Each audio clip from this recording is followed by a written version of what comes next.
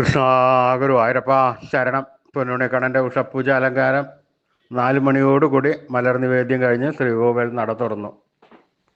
ശ്രീരകത്തതാ നെയ്വിളക്കുകളെല്ലാം നല്ല പോലെ നിറഞ്ഞ് കത്തുന്നുണ്ട്. നല്ല ശോഭയോടുകൂടി നമുക്കത് കാണാം.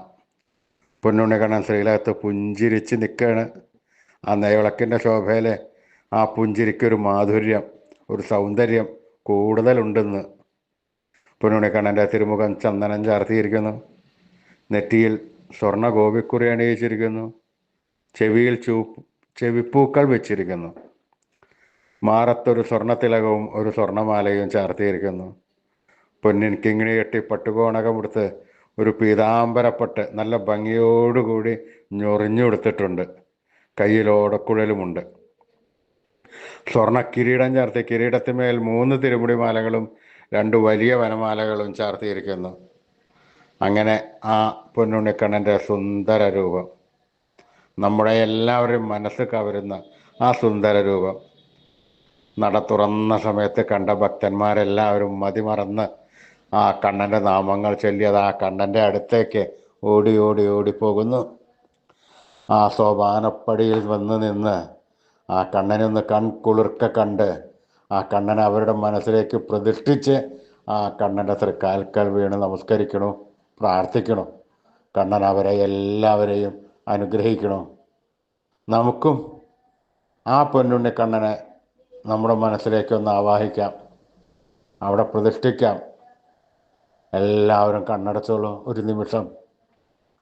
പൊന്നിൻ കിങ്ങിണി കെട്ടി പട്ടുകോണകമെടുത്ത് പീതാംബരപ്പട്ട് ഭംഗിയോടുകൂടി ഞൊറിഞ്ഞെടുത്തിട്ട് നിൽക്കുന്ന, കയ്യിൽ ഓടക്കൊള്ളും പിടിച്ച് സർവാഭരണ വിഭൂഷിതനായി പുഞ്ചിരി തൂക്കി നിൽക്കുന്ന ആ പൊന്നുണ്ണിക്കണ്ണനെ എല്ലാവരും മനസ്സിൽ വിചാരിച്ചോളൂ. അതാ ആ മനസ്സിൻ്റെ ഉള്ളിലേക്ക് അതാ നമ്മുടെ ആ പൊന്നുണ്ണിക്കണ്ണൻ കയറി വരുന്നു.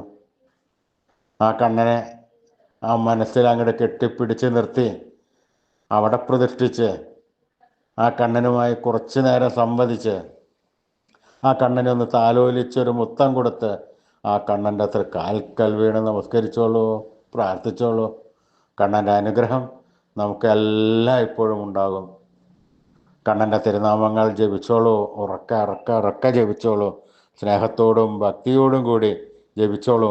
നാരായണ നാരായണ നാരായണ നാരായണ. ആ കണ്ണൻ ആ സ്നേഹത്തോടു കൂടി നമ്മുടെ അടുത്തേക്ക് ഓടി ഓടി വരും. വേണ്ട സമയത്ത് വേണ്ടതെല്ലാം വാരിക്കോരിത്തന്ന് കണ്ണൻ നമ്മളെ അനുഗ്രഹിക്കുന്നതാണ്. കൃഷ്ണായ വാസുദേവായ ഹരേ പരമാത്മനെ പ്രണതക്ലേശനാശായ ഗോവിന്ദായ നമോ നമഃ. കൃഷ്ണായ വാസുദേവായ ഹരേ പരമാത്മനെ പ്രണതക്ലേശനാശായ ഗോവിന്ദായ നമോ നമഃ. കൃഷ്ണായ വാസുദേവായ ഹരേ പരമാത്മനെ പ്രണതക്ലേശനാശായ ഗോവിന്ദായ നമോ നമഃ.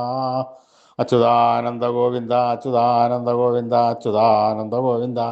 ഈ നാമത്രയ മന്ത്രം എല്ലാവരും ദിവസേന ഉപാസിക്കുക. അത്രയും ഉത്കൃഷ്ടമായ മന്ത്രമാണ്.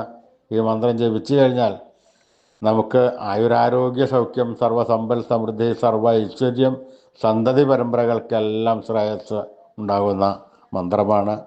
ഋഷീശ്വരന്മാർ തലമുറകൾ കൈമാറി നമുക്ക് തന്ന മന്ത്രമാണ്. ഈ കലികാലത്ത് ഈ മന്ത്രം ജപിക്കുന്നത് ഉത്തമമാണ്. എല്ലാവരും ഈ മന്ത്രം ദിവസേന ഉപാസിക്കുക, കണ്ണൻ്റെ അനുഗ്രഹം നേടുക. എല്ലാവരും ജപിച്ചോളൂ.